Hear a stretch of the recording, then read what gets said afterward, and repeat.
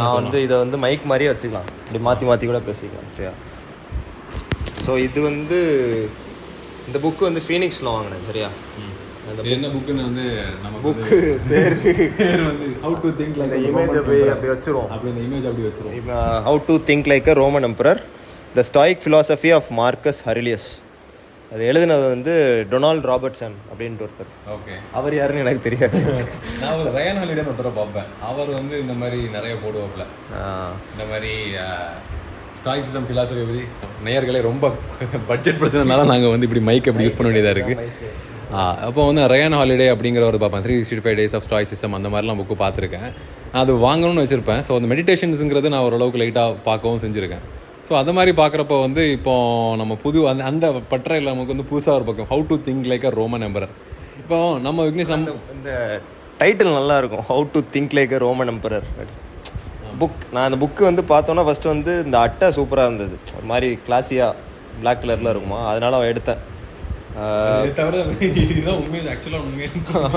ஆமாம், இப்போ பார்த்தோன்னா நல்லா இருந்தது. இது பார்த்தா அந்த அந்த இமேஜ் போடுவோம், அதில் அவர் வந்து பார்த்தோன்னா ஒரு ஹெட்ஃபோன் மாட்டியிருப்பாப்புல சரியா. மார்க்கஸ் ஹரிலியஸ் ஹெட்ஃபோன் மாட்டி ஒரு மாதிரி டிஜிட்டல் வேர்ல்டில் ஒரு மார்க்கஸ் ஹரிலியஸ் வாழ்ந்தால் எப்படி இருக்குன்ற மாதிரி இருக்கும் இந்த இமேஜை பார்த்தாலே. இப்போ என்னென்னா, இப்போ நம்ம ஸ்டாயிசம் பற்றி நம்ம நிறைய பார்க்குறோம் சரியா. அப்போ ஃபிலாசபினாலே ஒரு வறண்டு போன ஒரு இது மாதிரி தான் நம்ம வந்து பார்த்துட்டு இருக்கோம் இல்லையா. இப்போ ஸ்டாயிசிசம் நம்ம வந்து படிக்கிறோம், இதை படிக்கிறோம், ஃபிலாசபிலாம் சும்மா பார்க்குறோம். அது நம்ம ஒரு கோபி மெக்கான், அது ஒரு இன்ட்ரெஸ்ட்டாக ஒரு ப்ளஷருக்கான விஷயம் பார்க்கணும் இல்லை. அதில் நிறைய விஷயங்கள் இன்கார்பரேட்டும் பண்ணலாம், கரெக்டு தானே. அப்புறம் வந்து அந்த ஃபிலாசபி வந்து எனக்கு வந்து என்னென்னா, இது எப்படி வந்து நம்ம டெய்லி லைஃப்பில் இன்கார்பரேட் பண்ணலாம் அப்படிங்கிறத பற்றி கொஞ்சம் பேசணும் நல்லா இருக்குங்கிற மாதிரி எனக்கு தோணுது. இப்போ என்னென்னா, நம்ம வந்து ஒரு டிராஃபிக்கில் வந்து மாட்டிக்கிட்டோம் சரியா. இப்போ நான் டிராஃபிக்கில் மாட்டிக்கிட்டு நம்ம வந்து எடுத்த உடனே டென்ஷன் தான் ஆகும். அவன் இப்படி போகல, எப்படி போ அப்படி போ அப்படின்னு கத்திட்டு இருப்போம்ல. ஸோ இதை வந்து எப்படி வந்து ஒரு இப்போ மார்க்கஸ் ஹரிலியஸ் டிஜிட்டல் வேர்ல்டில் இருக்காரு, அது எப்படி ஹேண்டில் பண்ணணும். ஸோ எல்லா ஃபிலாசபியுமே எடுத்துக்கோங்க. ஃபஸ்ட்டு வந்து அது அப்படியே ரியல் வேர்ல்டுக்கு கன்வெர்ட் பண்ணுறதுங்கிறது எங்கேருந்து ஆரம்பிக்கும்னா சுய புரிதல் தான் ஃபஸ்ட்டு. செல்ஃப் ரிஃப்ளெக்ஷன் வந்து எதை நீ உன் லைஃப்பில் ரிப்ளிகேட் பண்ணாலுமே செல்ஃப் ரிஃப்ளெக்ஷன்லேருந்து தான் ஆரம்பிக்கும். ஸோ இந்த செல்ஃப் ரிஃப்ளெக்ஷன் பண்ணுறதுக்கு ஒரு ஃபிலாசபி வந்து ப்ராக்டிசஸாக ட்ரைனிங்காக கொடுத்த ஒரு ஃபிலாசபினா ஸ்டாயிசிசம்ங்கிற ஃபிலாசபி. இப்போ நீ கேட்ட கொஸ்டின் இருக்குல்ல, இப்போ டிராஃபிக்கில் மாட்டிட்டு கொம்மாங்கோத்தான் சண்டை போடுறது வந்து நம்ம அப்படி தான் பண்ணுவோம். ஆனால் அதை பண்ணும்போது மனித இயல்பு அது அப்படி தான் நம்ம வந்து பண்ணுவோம்.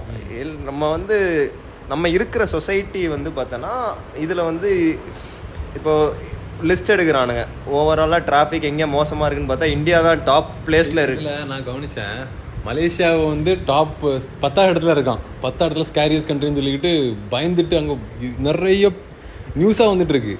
அப்புறம் ஃபர்ஸ்ட் இடத்துல யார் இருக்குன்னு போய் பார்க்குறேன், இந்தியா. ஒரு நியூஸ் கூட இல்லை, இந்தியா டாப்பாக இருக்கிறது. ஏன்னா தெரிஞ்ச விஷயம் தானே அப்படிங்கிற மாதிரி. அப்போ உனக்கு வந்து டிராஃபிக்காக உன்னோட சொசைட்டியாகவே இங்கே டிராஃபிக் இப்படி தான் இருக்குன்றது ஒன்று இருக்குல்ல.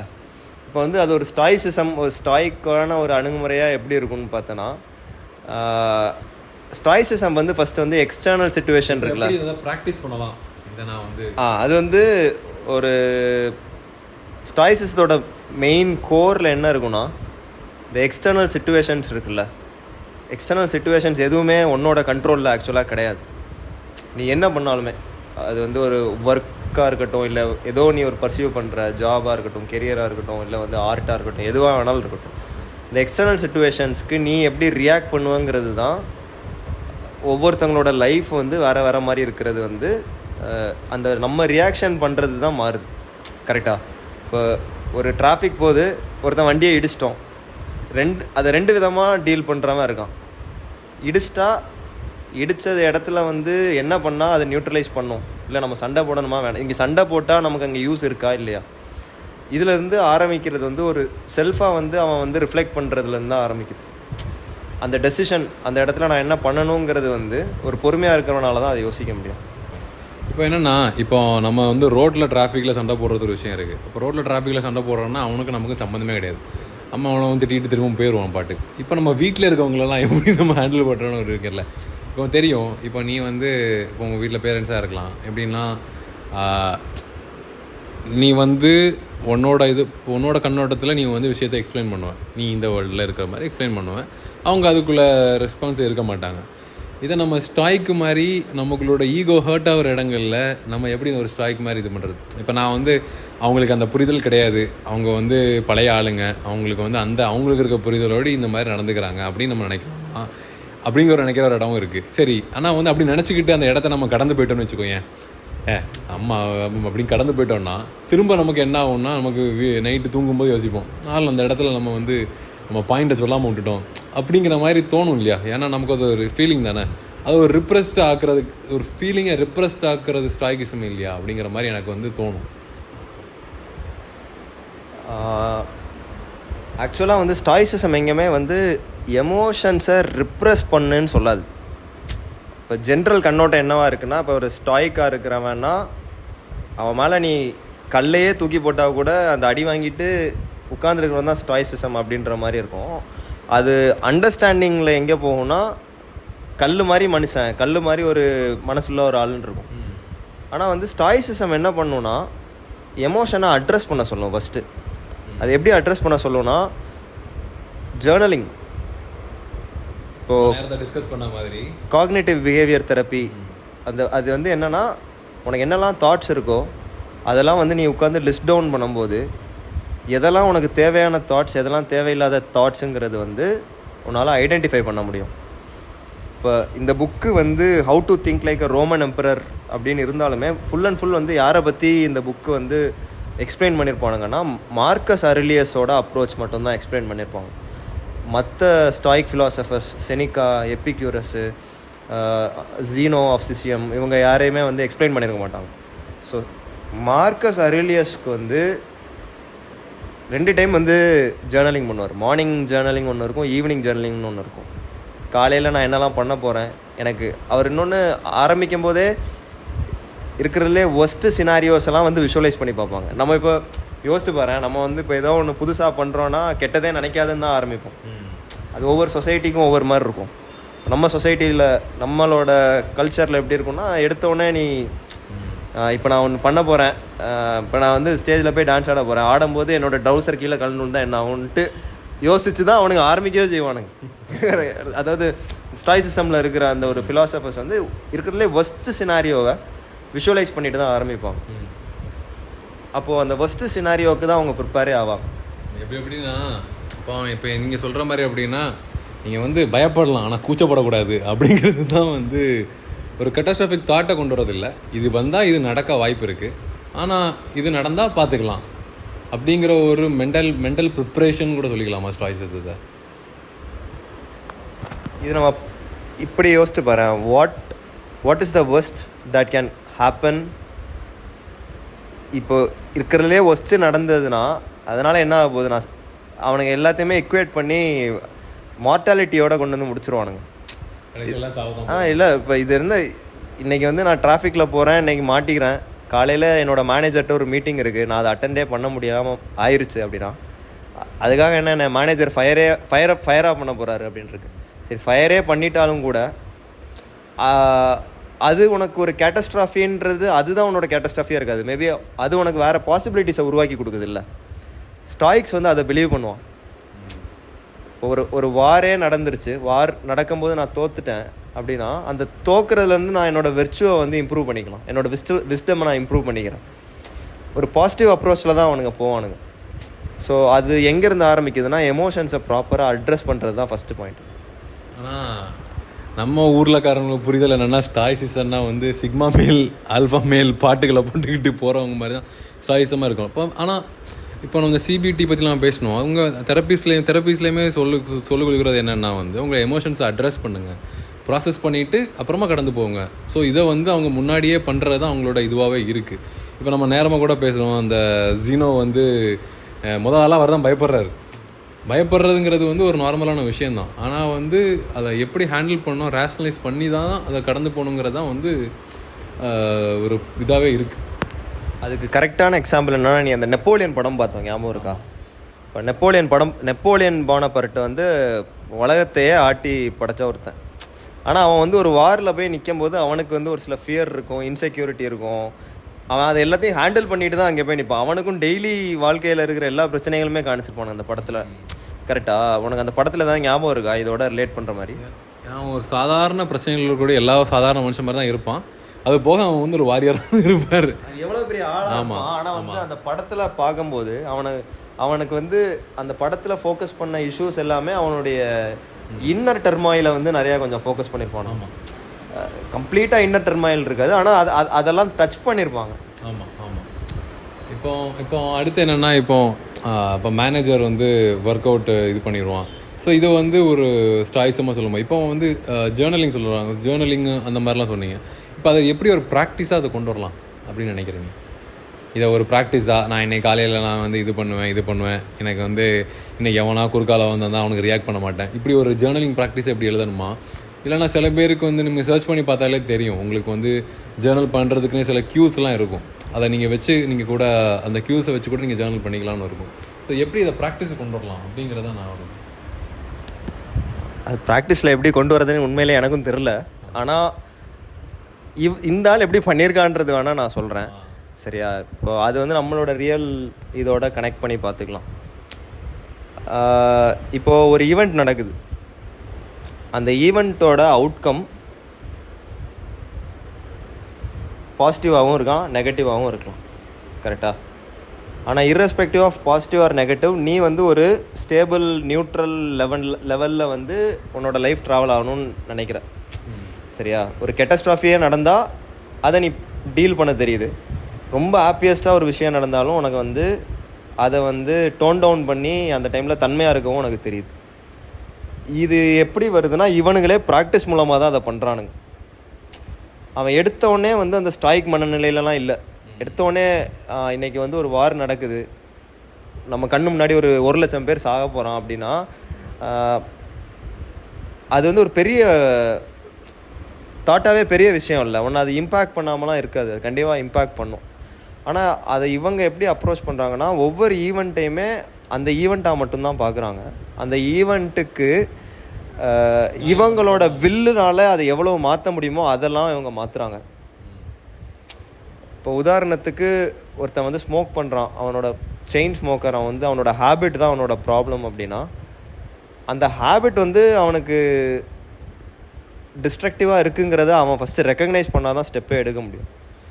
ஸோ ப்ராப்பராக எமோஷன்ஸை அட்ரஸ் பண்ணி அதை ரெக்கக்னைஸ் பண்ணதுக்கப்புறம் அதை எப்படி கம்மி பண்ணலாங்கிறத வந்து பை ப்ராக்டிஸ் தான் பண்ணுறான். எடுத்த உடனே நான் நிறுத்துறேன்றதை தாண்டி, ஓகே இந்த ஒரு இன்றைக்கி இந்த சிகரெட் நான் அடிக்காமல் இருக்கிறதுனால என்னோடய மொத்த டேயுமே ரூயின் ஆகுதா அப்படின்னு ஒரு கொஸ்டின் கேட்குறான். அப்போ அவன் என்ன பண்ணிக்கிறான், அந்த இடத்துல அவனே அதை கண்ட்ரோல் பண்ணுறதுக்கான ஒரு ஆப்பர்ச்சுனிட்டி வந்து க்ரியேட் ஆகுது கரெக்டான கொஸ்டின்ஸ் கேட்கும்போது. இது வந்து இப்போ பார்க்கும்போது நான் அந்த டேவிட் காகின்ஸ் அவர் வந்து பேசுகிறது ஒன்று இருக்கும். என்னென்னா அவர் பிரெயினோட ஒரு பார்ட்டு சொல்லுவார், அது ஏதோ கார்டெக்ஸாக ஏதோ ப்ரீஃப்ரண்டல் கார்டெக்ஸ் வந்து டிசிஷன் இதுக்கு, இது ப்ரீஃப்ரண்டல் கார்டெக்ஸ் இல்லை, ப்ரீஃப்ரண்டல் கார்டெக்ஸ் வந்து நமக்கு வந்து ஒரு இது ரேஷனலைஸ் பண்ணுறதுக்கு. இன்னொரு இது சொல்லியிருப்பாருன்னா கார்டெக்ஸ் கிடையாது. அது என்னென்னா வந்து நம்ம எவ்வளோ அதிகமாக நம்ம நோ சொல்கிறோமோ, இப்போ நமக்கு வந்து இப்போ ரொம்ப ஒரு ப்ளஷர் ஒரு டோப்பமைனுக்கு வந்து ஈஸி டோப்பமைனுக்கு நம்ம வந்து கொடுக்குற இடம் இருக்கு இல்லையா, ஒரு ரீல்ஸை பார்க்குறோம், இதை பார்க்குறோம். அப்போ நமக்கு ஈஸியாக வந்து நோ சொல்கிற இடங்களே நம்ம இல்லை. அப்போ அந்த நோ சொல்லி பழக்கும்போது நம்மளோட அந்த பிரெயினோட அந்த பார்ட், அவர் சொல்கிற அந்த பார்ட் வந்து அது பழகிக்குமா. ஒரு காலையிலே வந்து பிரெயினை கில்ட்ரு பண்ணியே வந்து இன்றைக்கி நம்ம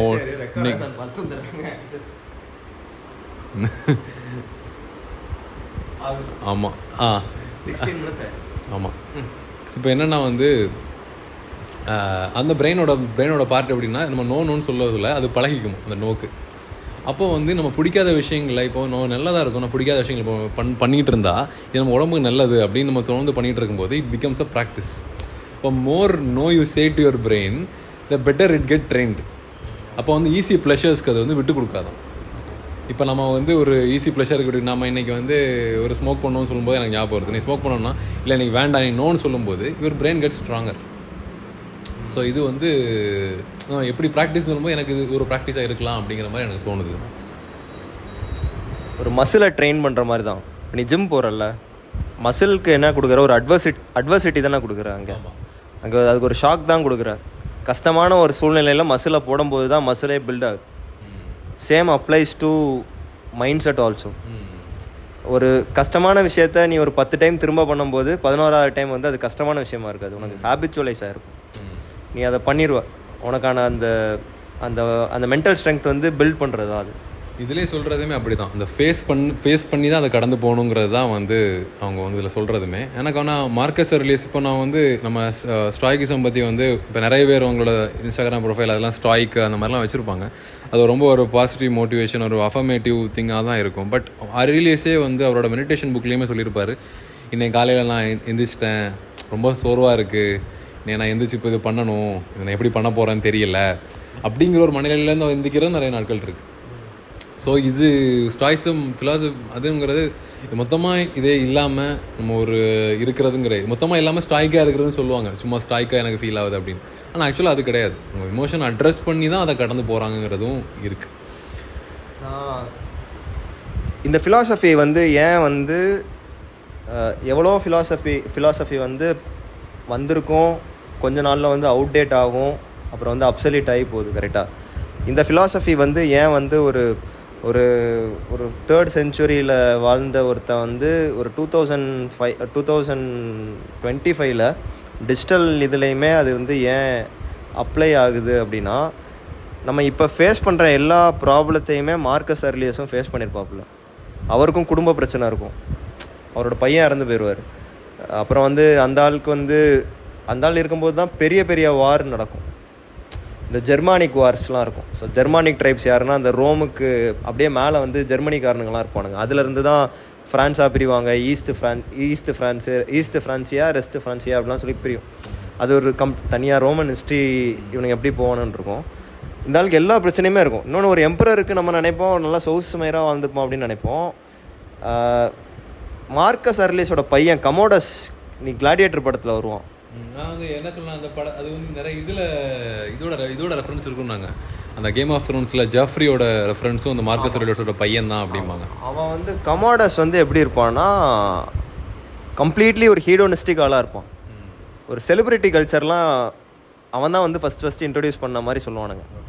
ஃபுல்லாக வந்து எப்போவுமே வந்து ஊரில் வந்து விழாக்கள், கொண்டாட்டங்கள், போட்டிகள் இதெல்லாம் கண்டக்ட் பண்ணிட்டே இருப்பான். ஃபஸ்ட்டு ஸ்போர்ட்ஸை வந்து அவன் தான் கண்டக்ட் பண்ணுவான். அந்த கிளாடியேட்டர், அந்த வார்லாம் இருக்குல்ல, ஒரு பெரிய ஒரு வார் நடக்குது இல்லை ஒரு இது நடக்குதுன்னா அந்த டைமில் ஒரு ஸ்போர்ட்ஸ் நடக்கும்போது நியூட்ரல் ஆகிட்டே இருக்கும்.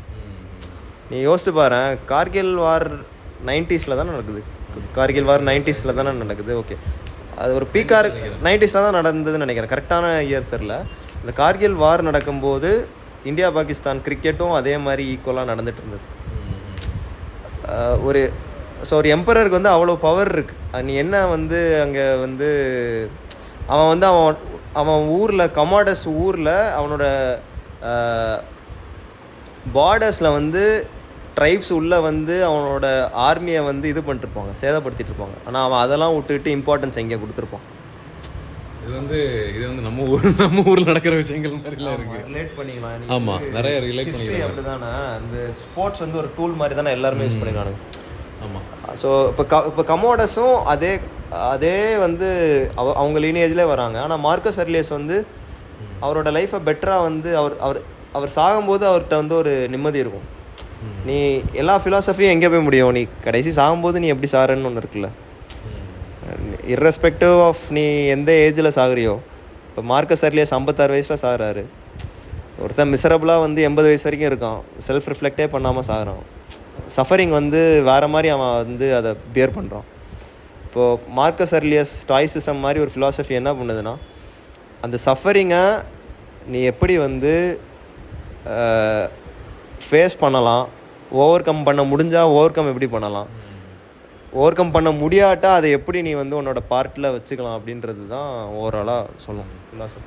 கிட்டத்தட்ட வந்து மார்க்கஸ் அர்லியஸ் வந்து ஒரு என்ன சொல்கிறது, ஒரு புத்தர் வந்து துறவி போகாத ஒரு புத்தர் தான் வந்து மார்க்கஸ் அர்லியஸும் கூட வச்சுக்கலாம். இன்னொரு விஷயம் என்னென்னா, இந்த ஸ்டாய்கிசம் இன்னொரு ரெலவெண்ட்டாக இருக்குது. இன்னொரு விஷயம் என்னென்னா, அது வலியுறுத்துகிற விஷயங்களே, நீ உன் கடமையை செய், பலனை எதிர்பார்க்காதே, டிசிப்ளின். இப்போ திருக்குறள்லாம் வந்து இவ்வளோ ஃபேமஸாக போயிட்டுருக்குது, இவ்வளோ வருஷம் கழிஞ்சும் இது ரெலவெண்ட்டாக இருக்கிறது காரணம், அது மேபி ரெக்கார்டும் பண்ணியிருக்காங்க, பட் ஸ்டில் ரெலவெண்ட்டாக இருக்கிற காரணம் வந்து அது வலியுறுத்துகிற டிசிப்ளின்னு, அது வலியுறுத்துகிற consistency.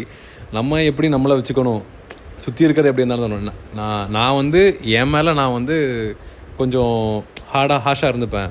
So that I can train my self. நான் இன்னொருத்தர் கூட அதே ஹாஷாக இருக்க மாட்டேன் அப்படிங்கிறது ஒரு மனப்பான்மை. அது இன்னொரு விஷயம் என்னென்னா, நம்ம எல்லாமே கொஞ்சம் இன்னும் கொஞ்சம் பலப்படுத்துறதுக்குள்ள ஃபிலாசபியாக தான் வந்து இந்த ஸ்டாய்சிசமாக நான் வந்து பார்க்குறேன். கன்சிஸ்டன்சி, டிசிப்ளின், நம்ம என்னதெல்லாம் சொல்கிறோமோ அது எல்லாத்தையும் அது வலியுறுத்துது. அது கூட வந்து அதை எப்படி ஹேண்டில் பண்ணலாங்கிறத அது சொல்லித்தரக்கூடிய ஒரு வழியாக இருக்குது. யூஸ்வலாக நம்ம ஃபிலாசபிங்கிறது ஒரு டிஸ்கோஸில் இருந்த இடமா அது தள்ளி போயிடுது. இப்போ நம்ம நிறைய விஷயங்கள் டிஸ்கோஸாக இருக்கும்போது நம்ம அதை வந்து தொடர்ந்து அதை ஆர்கியூமெண்ட் பண்ணிட்டு போயிடுற இடமா இருக்குது. ஆனால் வந்து ஒரு இன்டெலெக்சுவலி அது ஒரு இது மாதிரி ஒரு ஸ்பீக்கர் இடமா இருக்குது. ஆனால் இது எதை வலியுறுத்துனா ஆக்ஷன்ஸை வலியுறுத்துகிற ஒரு ஃபிலாசபியாக இருக்கிறனால இதோட ரெலவென்சி இன்னும் அதிகமாக இருக்குங்கிறது எனக்கு வந்து தோணும். கரெக்டு. ஏன்னா இன்னொரு விஷயம் என்னென்னா, இந்த ஃபிலாசபி ஸ்டார்ட் ஆன இடமே இருக்குல்ல, அது வந்து ஒரு அரிஸ்டோக்ராட் சொசைட்டிலேருந்து தான் ஸ்டார்ட் ஆகுது வெஸ்டர்ன் ஃபிலாசபி எல்லாமே. இப்போ நீ ஈஸ்டர்ன் ஃபிலாசபி எடுத்தேன்னு வச்சுக்கோங்க, நம்ம ஊரில் இருக்கிற ஃபிலாசபிஸ் எடுத்தேன்னா மல்டிபிள் இடங்கள்லேருந்து ஃபார்ம் ஆயிருக்கு. இப்போ நீ எடுத்து பார்த்தோன்னா இந்த அஷ்டவக்கர கீதான்னு ஒன்று இருக்கும். ஸோ அதாவது பகவத்கீதாவோட ப்ரீவியஸ் வெர்ஷன்ஸ் மாதிரி சொல்லுவாங்க, அது கரெக்டாக எனக்கு தெரில. ஆனால் அந்த அஷ்டவக்கர கீதாங்கிறது எசன்ஸாக வந்து அவங்க வந்து சூனியத்துலேருந்து போவாங்க, ஜீரோலேருந்து போவானுங்க நம்ம ஆட்கள். இப்போ வந்து ஒரு வெஸ்டர்ன் ஃபிலாசபி வந்து பார்த்தோன்னா வெளியே இருக்கிறத அனலைஸ் பண்ணி டுவர்ட்ஸ் ஜீரோ போவாங்க, இன்ஃபினிட்லேருந்து ஜீரோ போவானுங்க. நம்மால் ஜீரோலேருந்து இன்ஃபினிட்டி போவோம். எப்படி அந்த டிடெக்ட் பண்ணுறதும் அந்த ப்ராப்ளம் அப்ரோச் பண்ணுறது இருக்குல்ல. இப்போ புத்தரையும் இப்போ மார்க்கஸ் அர்லியஸும் வந்து பார்த்தோன்னு வச்சுக்கோங்க, இப்போ புத்தர் வந்து எல்லாத்தையும் துறவாக எடுத்துக்கிட்டு சஃபரிங்குக்கு வந்து டிசைர் தான் காரணம் அப்படின்ட்டு ஒரு இடத்துக்கு போய் நிற்கிறாப்புல. ரெண்டு ஃபிலாசபியை நான் கம்பேர் பண்ணி இக்குவேட் பண்ண ட்ரை பண்ணல, ஏன்னா completely different school of thought.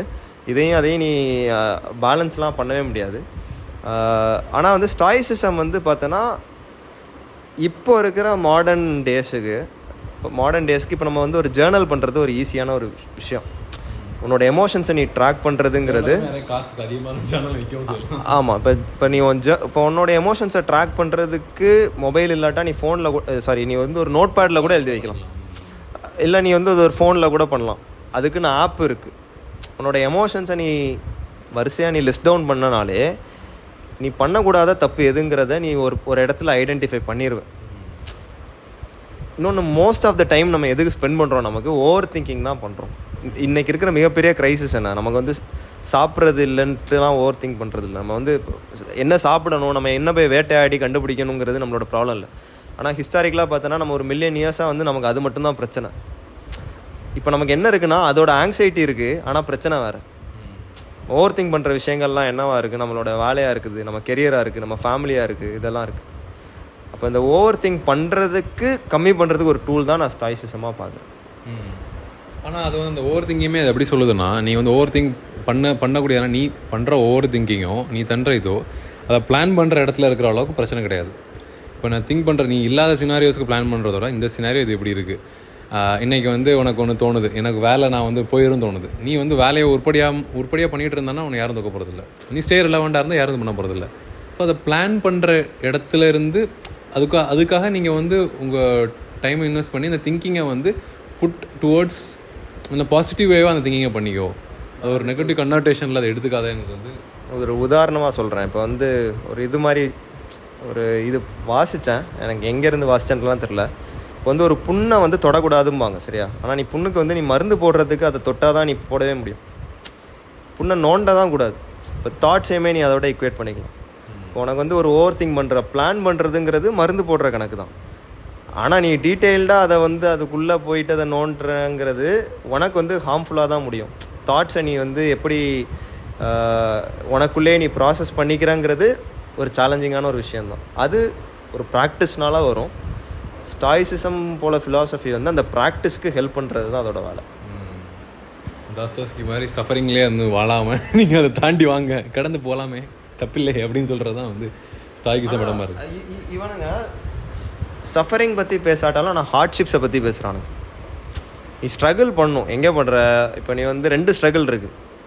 நீ வந்து ஹெல்த்தையே பார்க்கல, லைக் இந்த சென்ஸ் நீ வந்து அதுக்கான எந்த ஒரு இதுவுமே பண்ணல. நீ வந்து ப்ராப்பராக நீ சாப்பிடலை, ப்ராப்பராக நீ வந்து ஹேபிட்ஸ் ப்ராப்பராக இல்லை, நீ நிறையா ஸ்மோக் பண்ணுற, நிறையா ட்ரிங்க் பண்ணுற, நிறையா இது பண்ணுற, ப்ராப்பராக எக்ஸசைஸ் இல்லை, ஃபிசிக்கல் இன்ஆக்டிவிட்டி இருக்குது, இதனால் உன்னோட ஹெல்த் அஃபெக்ட் ஆகிறதும் ஒரு ஸ்ட்ரகிள்.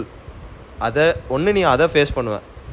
இல்லாட்டா டெய்லி நீ ஜிம்முக்கு போகிற, டெய்லிக்கு நீ ஒழுங்காக சாப்பிட்றதுக்கு நீ ஒரு எஃபர்ட் போடுற, டெய்லி அதுக்கு கடுப்பு பிடிச்ச வேலை தான் நீ டெய்லியும் ஜிம்முக்கு போகிறதோ இல்லை டெய்லியில் நீ ஒரு ஃபிசிக்கலாக நீ உன்னோட உடம்பை பேணி பாதுகாக்கிறதுக்கு நீ ஒரு எஃபர்ட் போடுற. அது கஷ்டமானது தான்.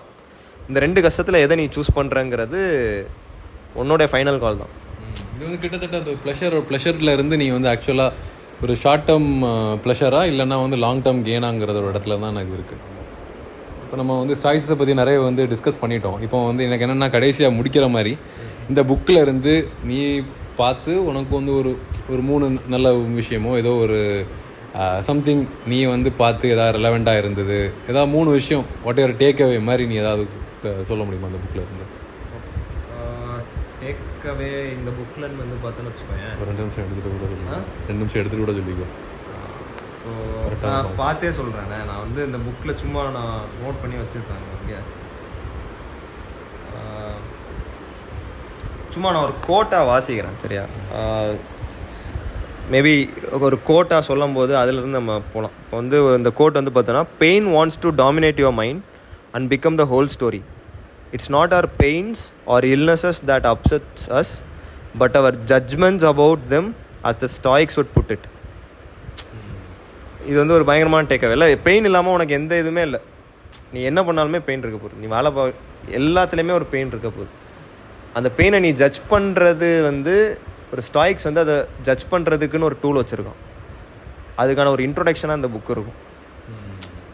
உனக்கு எல்லாருக்குமே ஏதோ ஒரு சில ஆஸ்பெக்ட்ஸை ஹேண்டிலே பண்ண முடியாத மாதிரி பிரச்சனை எல்லாருக்குமே இருக்குது. பிரச்சனையே இல்லாமல் நீ யாருமே சொல்ல முடியாது. எல்லாருமே அவனோட பேட்டில் ரொம்ப கஷ்டமான பேட்டில் தான். இந்த புக்கோ இல்லை ஒரு ஸ்டாய்சிசம் ஃபிலாசபியோ இல்லை மெடிடேஷன் புக்கோ என்னென்னா, அந்த சஃபரிங்கை வந்து இல்லை அந்த பெயினை நீ எப்படி அப்ரோச் பண்ணலாம், அதை வந்து நீ இப்போ நெகட்டிவானா எப்படி சொல்கிறது, ஒரு சில ஃபிலாசபி வந்து எப்படி சொல்லணும்னா, இப்படி தான் இருக்கும், இதில் வந்து ஒரு பயங்கர ஒரு அப்சர்டிட்டி இருக்குது, இதில் இவ்வளோனா நீ கஷ்டப்பட்டால் என்ன போகிற, சாக தான் போகிற அப்படிங்கிறது.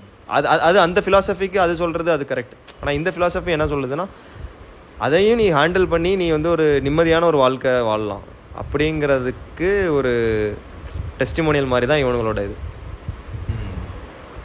சரி, ஓகே, நம்ம இத்துடன் இதை நிறைவேற்றிக் கொள்வோம். நாங்கள் வந்து பகல்லையும் பேசியிருக்கோம், சாயந்தரம் பேசியிருக்கோம். இது மாற்றி வரும். நாங்கள் வந்து கொஞ்சம் நான்லீனியராக கூட அப்ரோச் பண்ணால் கூட பண்ணலாம். ஸோ இதெல்லாம் பொறுத்துக்கிட்டு தொடர்ந்து வரும்னு நினைக்கிறேன். பார்ப்போம். அண்டில் தென் பபாய் விடைபெறுகிறோம்.